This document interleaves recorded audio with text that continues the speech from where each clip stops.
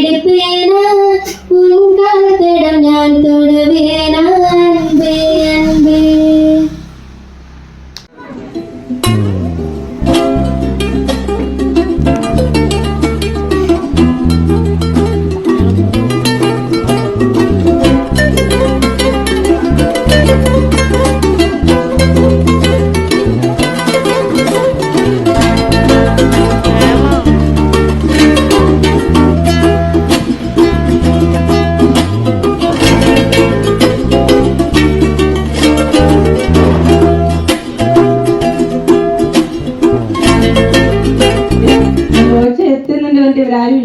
അപ്പോൾ ഇത്രയും തിരക്കുള്ള ഒരു സമയത്ത് നമ്മളെ വനിതകൾക്കായി മാറ്റി വെച്ച് ബോച്ച് നമ്മുടെ ഈ ഒരു വനിതാ സംരംഭ ദിനത്തിൽ എത്തിച്ചേരുന്നതിന് ഒരുപാട് നന്ദി പറയുകയാണ് ബോച്ചേനോട്.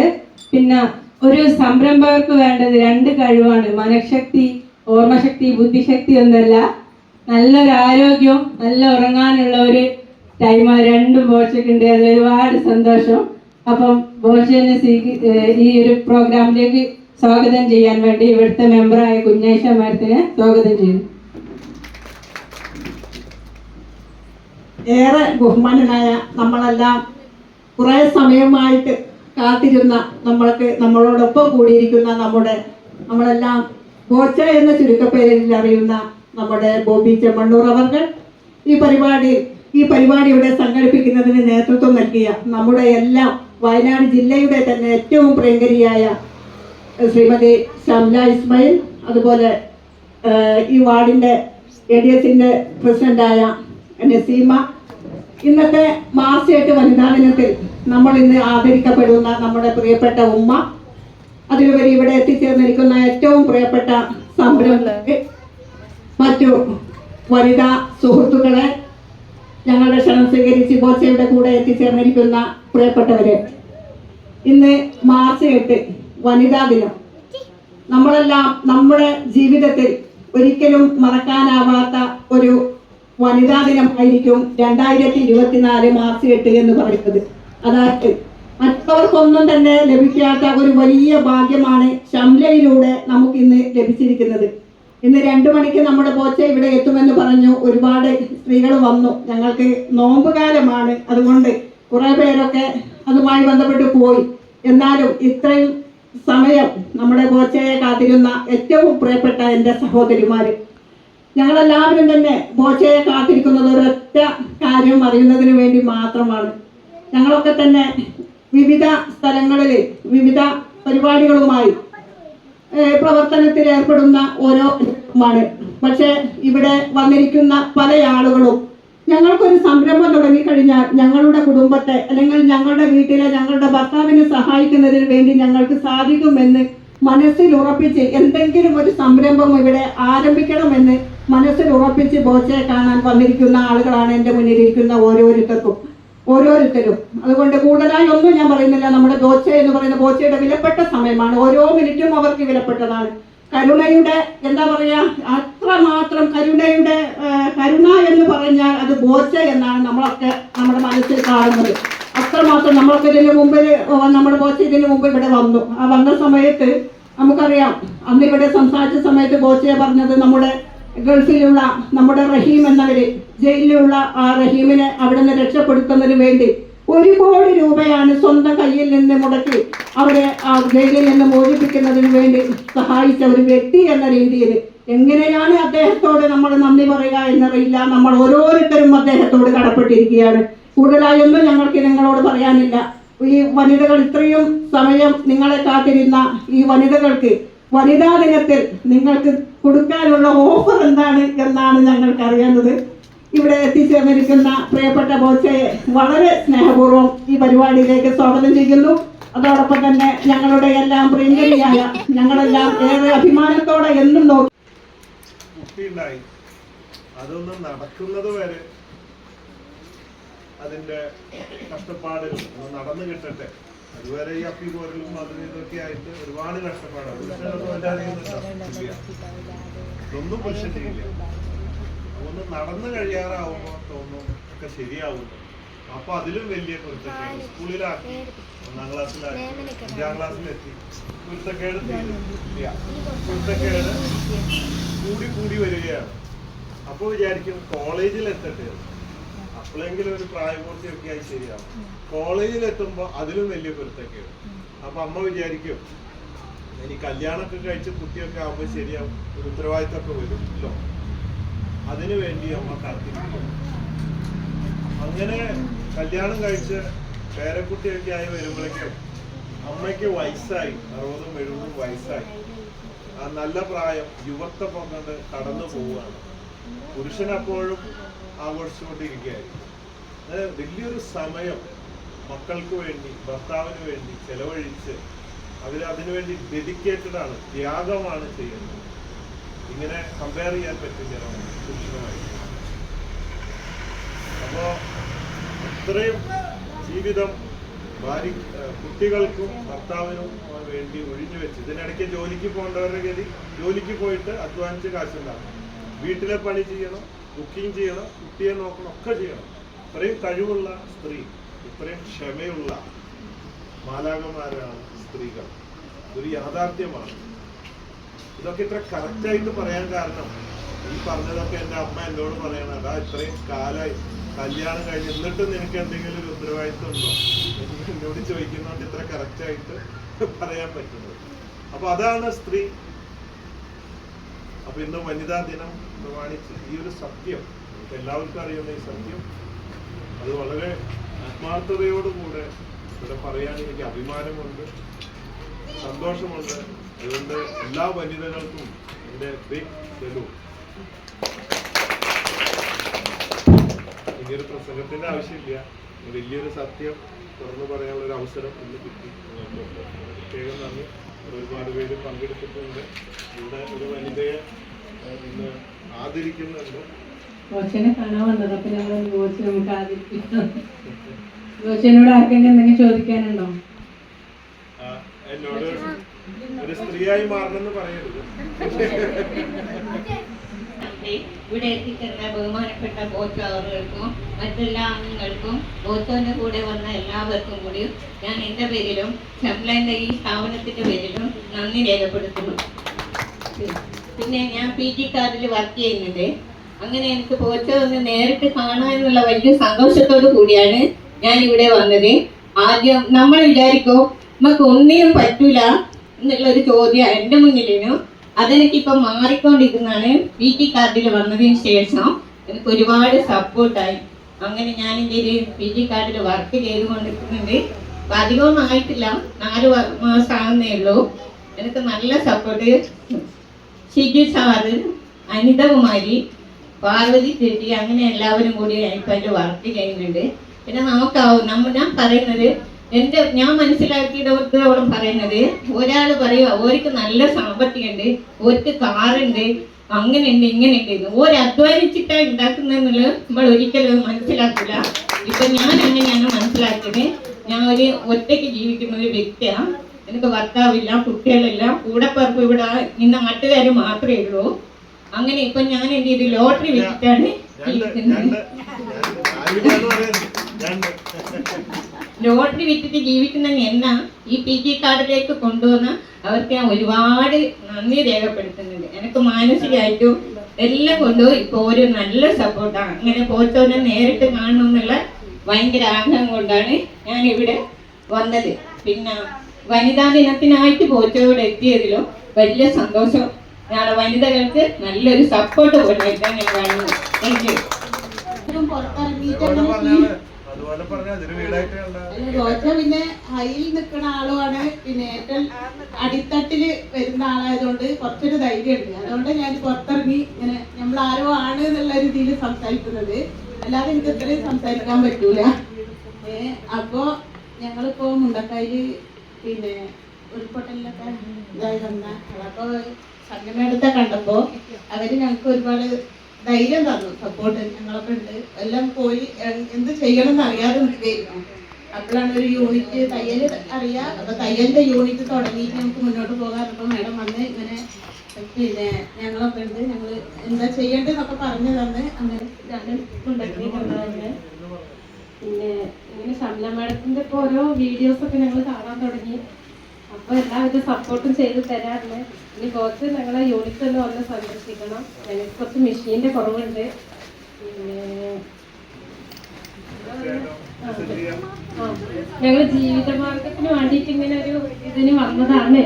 ഞങ്ങൾ പാടിയിലായിരുന്നു താമസം. അപ്പോൾ അത് വാടക വീടായതുകൊണ്ട് ഞങ്ങളൊന്നും അതിനൊന്നും വന്നിട്ടില്ല, വീടിൻ്റെ ലിസ്റ്റിലൊന്നും വന്നിട്ടില്ല. ഇവിടേക്ക് തന്നെ വീടൊക്കെ പോയതായിരുന്നു. ഇപ്പോഴാണ് ലാസ്റ്റ് ഘട്ടത്തിലാണ് നമ്മള് പേരും വന്നത്. ഞങ്ങൾക്ക് ഇനിയിപ്പോൾ എന്താണെന്നൊന്നും അറിയുന്നില്ല. അങ്ങനെ ഈ ഒരു സംരംഭമായിട്ട് മുന്നോട്ട് പോകണം. ഒന്നും ഇല്ലാത്ത ആൾക്കാരാണ്. ഇപ്പോൾ കുറച്ച് മെറ്റീരിയലും വേണം, ചെറിയ മെഷീനുകൾ കിട്ടുകയാണെങ്കിൽ നല്ലതായിരുന്നു. ബോച്ചേൻ്റെ ഒരു സപ്പോർട്ടും കൂടി ഉണ്ടെങ്കിൽ ഞങ്ങൾ മുന്നോട്ട് പോകും. മേപ്പാടി മാനിവയലിലാണ് ഞങ്ങൾ ചെയ്യുന്നത്. ശംല മാഡത്തിൻ്റെ എല്ലാ പിന്തുണയുണ്ട്. അതേപോലെ ബോച്ചേൻ്റെ പിന്തുണ ഞങ്ങൾ ആഗ്രഹിക്കുന്നു, കിട്ടുന്നു പ്രതീക്ഷിക്കുന്നു.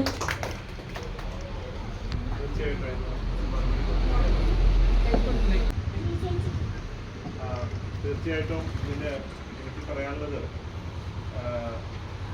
ഒരുപാട് ബുദ്ധിമുട്ടുണ്ട് ഇതിൽ. പലരും ചൂരൽമല കൊണ്ടൊക്കെ ദുരന്തത്തിൽ വീട് നഷ്ടപ്പെട്ടവരും ഉറ്റവര് നഷ്ടപ്പെട്ടവരും പലരും ഇതിലുണ്ട്.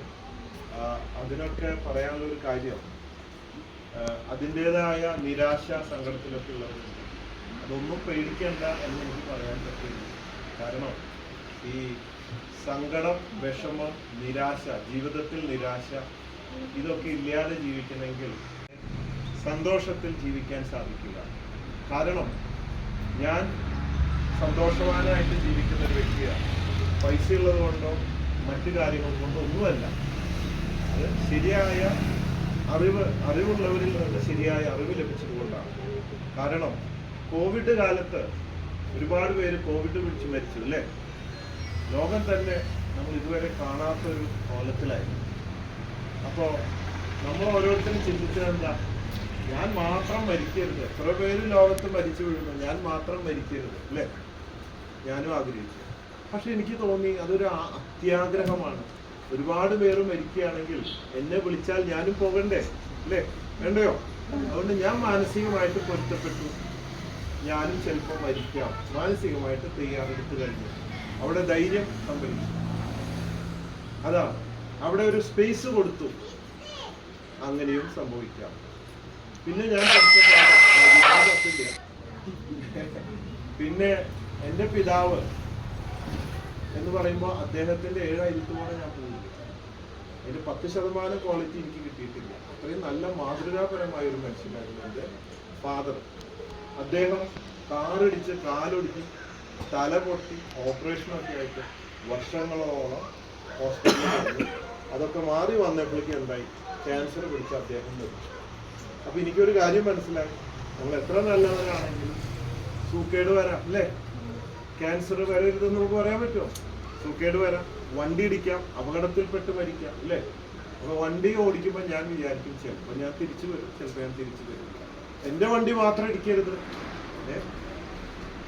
എന്ന് പറയാം. ദിലീപ് പറഞ്ഞ പോലെ എന്നെ മാത്രം കാത്തോളെ എന്ന് പറയാൻ പറ്റുമോ? ഇല്ല. അപ്പൊ അങ്ങനെ ഉണ്ടാവാം, സുഖ ദുഃഖങ്ങൾ ഉണ്ടാകാം. ഇപ്പൊ ജയിലിൽ പോകേണ്ടി വന്നു. ഞാൻ മാനസികമായിട്ട് അല്ലെങ്കിൽ പർപ്പസ്ലി ഒരു തെറ്റും ഞാൻ ചെയ്തിട്ടില്ല. എല്ലാവർക്കും അറിയാം അല്ലേ? തമാശകള് വീഡിയോകളിലൊക്കെ പറയാറുണ്ട്, തമാശയായിട്ടാണ്. ആരും ദ്രോഹിക്കാനോ ഉപദ്രവിക്കാനോ ഒന്നുമല്ല. എല്ലാവർക്കും അറിയാം, എല്ലാവരും എൻജോയ് ചെയ്യണം. എങ്കിൽ പോലും ഞാൻ ജയിലിൽ പോകേണ്ടി വന്നു. പക്ഷെ പോകുമ്പോഴും എനിക്കൊരു വിഷമമില്ല, തിരിച്ചു വരുമ്പോഴും ഒരു വിഷമമില്ല. കാരണം കുറ്റം ചെയ്യാത്തത് കൊണ്ട് കുറ്റബോധമില്ല. പിന്നെ നേരത്തെ പറഞ്ഞ പോലെ നമ്മുടെ ജീവിതത്തിൽ ചിലപ്പോൾ അതിനും ഒരു സ്പേസ് കൊടുക്കണം അല്ലേ?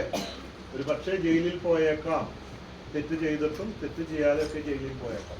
അതുകൊണ്ട് എനിക്കിതിലൊന്നും നിരാശയില്ല. ഞാൻ അവിടെ ചെല്ലുമ്പോൾ എൻ്റെ റൂമിൽ 6-7 പേരുണ്ട്. അതിൽ 2 പേരിരുന്ന് കുട്ടിയിരുന്ന് കരയാം. അപ്പോൾ ബോച്ച വന്നിട്ട് വളരെ ഹാപ്പി ആയിട്ട് അവിടെ ക്യാരംസ് കളിക്കുന്നു, TV കാണുന്നു, 3 പത്രങ്ങളുണ്ട്, ഇതൊക്കെ ആയിട്ട് വളരെ അടിപൊളിയായിട്ട് മുമ്പോട്ട് പോകും. 10 മണിക്ക് കിടന്ന വഴിക്ക് കൂർക്കം വലിച്ച് ഉറങ്ങുന്നു, അവിടുത്തെ ഭക്ഷണം കഴിക്കും. 2 പേരിരുന്ന് കരയാ. എന്താന്ന് ചോദിച്ചത്, ഞങ്ങൾ ആദ്യമായിട്ടാണ് ജയിലിൽ വരുന്നത്, എനിക്ക് ഭാര്യയും കുട്ടികളൊക്കെ. ഞാൻ സ്ഥിരം ജയിലിലേക്ക് വരാം, ഞാൻ ആദ്യമായിട്ട് ജയിലിലേക്ക് വരണേ. എനിക്കുണ്ട് ഭാര്യയും കുട്ടിയൊക്കെ, എനിക്ക് മാത്രമേ ഉള്ളൂ. മോച്ച എങ്ങനെയാ ഇങ്ങനെ സന്തോഷവാനായിട്ട് ഇരിക്കുന്നത്? അപ്പൊ ഈ കഥ ഞാൻ പറഞ്ഞു, നമ്മുടെ ജീവിതത്തിൽ എല്ലാം പ്രതീക്ഷിക്കണം. റൈറ്റ് എക്സ്പെക്ടേഷൻ, ഓവർ എക്സ്പെക്ടേഷൻ എന്ന് പറയും. റൈറ്റ് എക്സ്പെക്ടേഷൻ എന്ന് പറഞ്ഞാൽ ശരിയായ പ്രതീക്ഷകൾ. ഓവർ എക്സ്പെക്ടേഷൻ എന്ന് പറഞ്ഞാൽ ഒടുക്കത്തെ അത്യാഗ്രഹം. എനിക്കെല്ലാം നല്ലത് വരണം, ഞാൻ മരിക്കരുത്, എനിക്ക് കാശുണ്ടാവണം, എനിക്ക് സുഖം ഉണ്ടാവണം, ഒരിക്കലും ദുഃഖം ഉണ്ടാവരുത്. അത് അത്യാഗ്രഹമാണ്, അറിവില്ലായ്മയാണ്. മനുഷ്യൻ ജീവിതം എന്ന് പറഞ്ഞാൽ ഒരു കയറ്റം ഇറക്കം, കയറ്റം ഇറക്കം, കയറ്റം. മുകളിലേക്ക് തന്നെ പോകാൻ പറ്റുമോ? അതാണ് അതിൻ്റെ യാഥാർത്ഥ്യം. ആ അറിവ് ഉൾക്കൊള്ളുന്നത് കൊണ്ട് നമുക്ക് ജയിലാവാം. നെൽസൺ മണ്ടേല ജയിലിൽ പോയിട്ടുണ്ട് 27 വർഷം. ഞാൻ അദ്ദേഹത്തിൻ്റെ ആരാധകനാണ്. നമ്മുടെ ഗ്രേറ്റ് സയൻറ്റിസ്റ്റ് നമ്പി നാരായണൻ കേട്ടിട്ടുണ്ടോ? എത്രയോ വർഷം ജയിലിൽ കിടന്നു. ഇപ്പോൾ അവസാനം മനസ്സിലായി, അന്വേഷണത്തിൽ അയാൾ നിരപരാധിയായിരുന്നു. അയാൾക്ക് ഒരുപാട് അവാർഡുകളൊക്കെ കിട്ടി. മനസ്സിലായില്ല? അപ്പോൾ ഇതൊക്കെ ജീവിതത്തിൽ നമ്മൾ പ്രതീക്ഷിച്ച് ജീവിക്കുകയാണെങ്കിൽ ഇതുപോലെയുള്ള അവസ്ഥകൾ വരുമ്പോൾ നമുക്കൊന്നും പേടിക്കാനില്ല. നമ്മളിതൊക്കെ പ്രതീക്ഷിക്കുന്നു. പ്രകൃതിയെ കുറിച്ച് പറിച്ചു നോക്കുക. പ്രകൃതി സ്റ്റഡിയാണോ? ഒരു ദിവസം അല്ല, കുറേ കാലം മഴക്കാലം, പിന്നെ വേനൽക്കാലം, സുനാമി കാലം, ഉരുൾപൊട്ടൽ കാലം, അല്ലേ, കോവിഡ് കാലം. പ്രകൃതി തന്നെ ഇങ്ങനെ അപ്പ് ആൻഡ് ഡൗൺ ആണ്. അപ്പോൾ നമ്മളും പ്രകൃതിയുടെ ഭാഗമായ നമ്മളും അപ്പ് ആൻഡ് ഡൗൺ ആണ്, സുഖദുഃഖങ്ങളിൽ. അപ്പോൾ മനസ്സിലാക്കുക, വാട്ട് ഈസ് ലൈഫ് എന്ന് ചോദിച്ചാൽ എന്താണ് ജീവിതം എന്ന് വെച്ചാൽ സുഖദുഃഖങ്ങൾ അടങ്ങിയ സമ്മിശ്രമാണ് ജീവിതം എന്ന് മനസ്സിലാക്കുക. അറിവുണ്ടാവുമ്പോൾ നമുക്ക് നല്ല മനസ്സിന് നല്ല ആരോഗ്യവും, ആ മനസ്സിന് ആരോഗ്യമുള്ള ശരീരത്തിൽ നല്ല ആരോഗ്യം ഉണ്ടാകുമ്പോൾ നമ്മൾ ശക്തമായിട്ട് ജീവിതത്തിൽ ഏതവസ്ഥയും നേരിടാനുള്ള ഹെൽപ്പ് നമുക്ക് കിട്ടും. ഈ അറിവിലൂടെ മാത്രമാണ് നമുക്ക് സന്തോഷമായിട്ട് ജീവിക്കാൻ സാധിക്കുക. എന്നിട്ട് എല്ലാം തികഞ്ഞിട്ട് ലോകത്ത് ഒരാൾക്കും അങ്ങനെ സന്തോഷത്തിൽ മാത്രം ജീവിക്കാൻ സാധ്യമല്ല എന്ന ഒരു അറിവാണ് എനിക്ക് നിങ്ങളോട് ഈ അവസരത്തിൽ പറയാനുള്ളത്. അതിന് ചേച്ചി താത്തയൊന്നും പേടിക്കണ്ട. വീട് പോയി പോട്ടെ, ഉറ്റവര് പോയി പോട്ടെ, എനിക്ക് എൻ്റെ ഫാദർ പോയി. അങ്ങനെ നമുക്ക് പലതും നഷ്ടപ്പെടും, വിഷമമുണ്ട്. ഇത് ജീവിതത്തിന്റെ ഭാഗം. ഒരാൾക്ക് മാത്രമാണോ? നമുക്ക് മനുഷ്യരാശിക്കൊക്കെ പറഞ്ഞിട്ടുള്ളതാണ്. പലതും നഷ്ടപ്പെടും. അതുകൊണ്ട് ധൈര്യമായിട്ട് അതിനെ അതിജീവിക്കാനുള്ള കരുത്ത് അറിവിലൂടെ അതിനൊരു മനസ്സും ശരീരവും ഉണ്ടാവുക. ഏതവസ്ഥയിലും സന്തോഷമായിട്ട് ജീവിക്കാൻ. അതാണ് അവർ ചോദിച്ചത്. ബോച്ച എത്ര ഹാപ്പിയാണ്. ഞങ്ങളുടെ കൂടെ എടുക്കുന്നു, ഒരേ കക്കൂസ് ഉപയോഗിക്കുന്നു, ഞങ്ങളുടെ ഭക്ഷണം കഴിക്കുന്നു, വളരെ ഹാപ്പി ആയിട്ട് ജീവിക്കുന്നു. ഇനി ഞങ്ങൾക്ക് എന്താ പ്രശ്നം എന്ന് വെച്ചിട്ട് ഇവരൊക്കെ പിന്നെ ചിരിക്കാൻ തുടങ്ങി. ഞാൻ പറഞ്ഞതൊക്കെ മറന്നു കാണും. ഇപ്പൊ ഇവിടെയാണ് നമ്മൾ ഇതിനകത്ത്. നമുക്കൊരു കുടുംബം പോലെ നമുക്ക് ഇവിടെ ജീവിക്കാം. പുറത്തിറങ്ങുമ്പോൾ അവിടുത്തെ കാര്യം നോക്കാം, പകത്ത് വരുമ്പോൾ അകത്തെ കാര്യം നോക്കാം. അങ്ങനെ മനസ്സിനെ പാകപ്പെടുത്തി വളരെ ഹാപ്പിയായി. ഇതിലൊരു കൗൺസിലിംഗ് ഞാൻ കൊടുത്തു. ഇതൊക്കെയാണ് നിങ്ങളോട് പറയുന്നത്. ഹാപ്പി അല്ലേ? കൈ കൊണ്ടിട്ട് ഹാപ്പി ആയിട്ടുള്ളവരൊക്കെ, നല്ല ധൈര്യമുള്ളവര്, ഒന്നും പേടിക്കണ്ട. മനസ്സിലായോ? ഞാൻ വഴിപാടെ പോകുമ്പോഴേ ചിലപ്പോൾ 5 സ്റ്റാർ ഹോട്ടലിൽ കയറി ഭക്ഷണം കഴിക്കും, താമസിക്കും. ചിലപ്പോൾ തട്ടുകടയിൽ കയറിയിട്ട് റോഡ് സൈഡിൽ ഇരുന്ന് ചായ കുടിക്കും. കൂടുതൽ സംതൃപ്തി വഴിയൊന്നും തട്ടുകടയിൽ നിന്ന് കഴിക്കുമെന്ന്. ചെറിയ പൈസക്ക് നല്ല സാധനം കിട്ടും, സാധാരണക്കാരുടെ കൂടെ കൂടാൻ കഴിക്കാം. അതിലൊക്കെ സംതൃപ്തി. ഇതെല്ലാം ശീലമാണ് എനിക്ക്. മനസ്സിലായത്? അതുകൊണ്ട് അങ്ങനെ നമുക്ക് നന്നായിട്ട് ജീവിക്കാം. പിന്നെ നമുക്ക് ബോച്ച 1000 ഏക്കർ ഉണ്ട് അവിടെ മേപ്പാടി. അവിടെ ഇപ്പോൾ സ്കൂളിന് വേണ്ടി 4.5 ഏക്കർ ചോദിച്ചിട്ടുണ്ട്. ഇതൊക്കെ ആ ദുരന്തം ബാധിച്ച് അവിടെയുള്ള പിള്ളേർക്കൊക്കെ പഠിക്കാം. അപ്പോൾ അത് ഞാൻ നൽകാമെന്ന് പറഞ്ഞിട്ടുണ്ട്. സാമ്പത്തികമായിട്ടും അറിവുപരമായിട്ടും നിങ്ങളോടൊപ്പം നിന്ന് എനിക്ക് പറ്റാവുന്ന കാര്യങ്ങളൊക്കെ ഞാനും മാത്രമല്ല നമ്മുടെ കൂടെയുള്ളവരും ബോച്ച ചാരിറ്റബിൾ ട്രസ്റ്റ് അംഗങ്ങളും എല്ലാവരും നമുക്ക് ഒരുമിച്ച് നിന്ന് പ്രവർത്തിക്കാം എന്ന് ഞാൻ പറഞ്ഞു.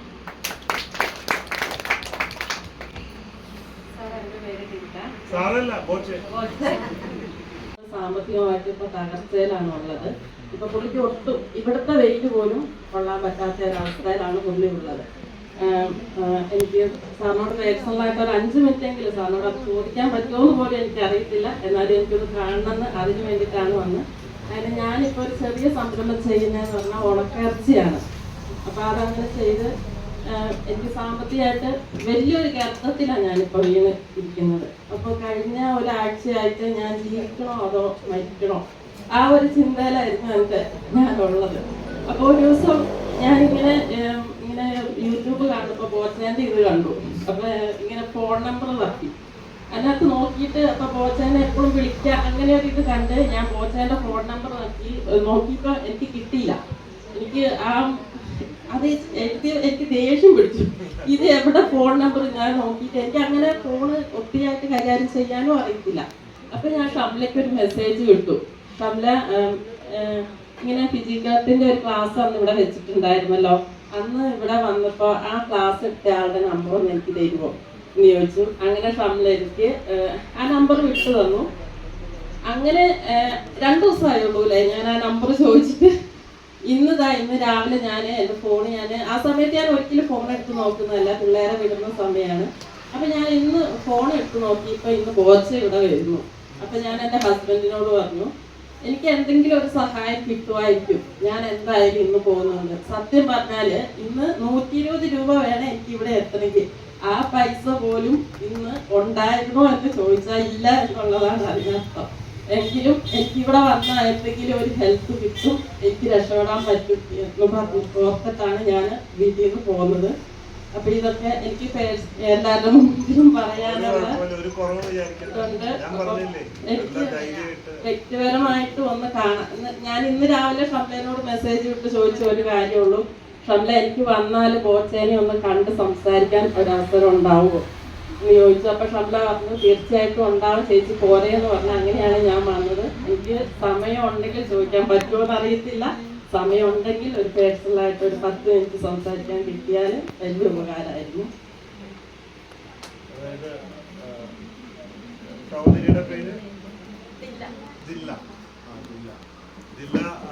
സഹോദരി ഒന്നും പേടിക്കാൻ ഞാൻ പറഞ്ഞില്ലേ, ധൈര്യമായിട്ട് മുമ്പോട്ട് പോവുക, നമുക്ക് സംസാരിക്കാം, പറ്റാവുന്ന സഹായം ചെയ്യാം. പിന്നെ എല്ലാ അപേക്ഷകളാണ് കണക്ക് കൂട്ടി നോക്കിയപ്പോൾ ഒരു 5000 കോടി ഉണ്ടെങ്കിൽ മതിയാവില്ല. പക്ഷെ ബോച്ചെ ഫാൻസ് ചാരിറ്റബിൾ ട്രസ്റ്റിലൂടെ എല്ലാ ദിവസവും പറ്റാവുന്ന സഹായങ്ങളൊക്കെ നമ്മൾ ചെയ്യുന്നുണ്ട്. എന്നാൽ എല്ലാ കാര്യങ്ങളും എല്ലാവർക്കും ചെയ്യാൻ എത്തിപ്പെടുന്നില്ല എന്നുള്ള യാഥാർത്ഥ്യമാണ്. അതിൽ വിഷമം വിചാരിക്കുന്നത് എങ്കിലും പറ്റാവുന്ന സഹായങ്ങൾ ചെയ്തിരിക്കുന്നു.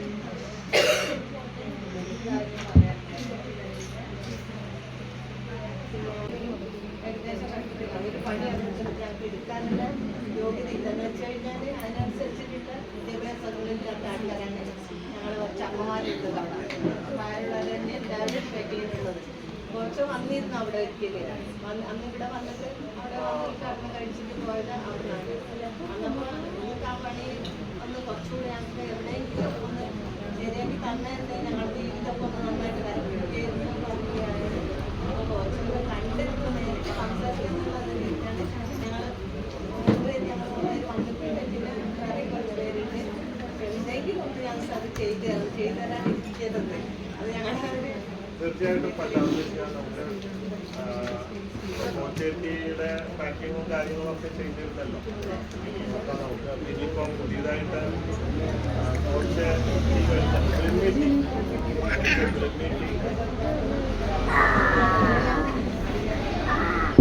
അതിൻ്റെ വരുമ്പോൾ അതിൻ്റെ എന്തെങ്കിലും ജോലികളോ പെട്ടോ അല്ലെങ്കിൽ കോച്ചെ പാർട്ടോ ഫ്രാഞ്ചൈസിയോ എന്തെങ്കിലും ചെയ്യാൻ പറ്റുമോ എന്തായാലും ഇതൊക്കെ അപേക്ഷ കൊടുത്തു.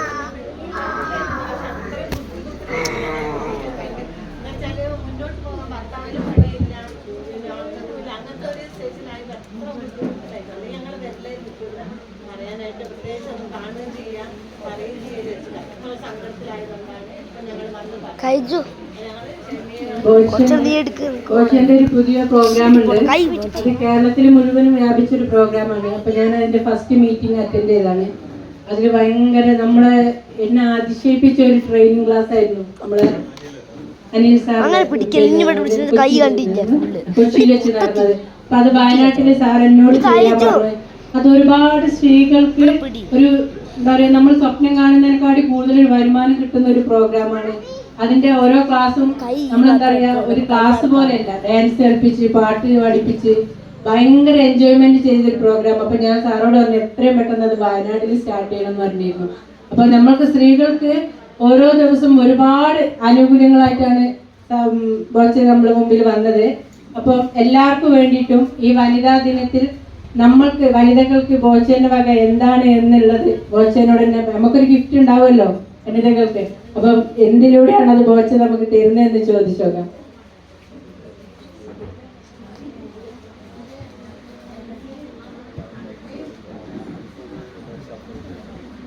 തീർച്ചയായിട്ടും എന്നെക്കൊണ്ട് പറ്റാവുന്ന എല്ലാ കാര്യങ്ങളും ഞാൻ ചെയ്തു തരും.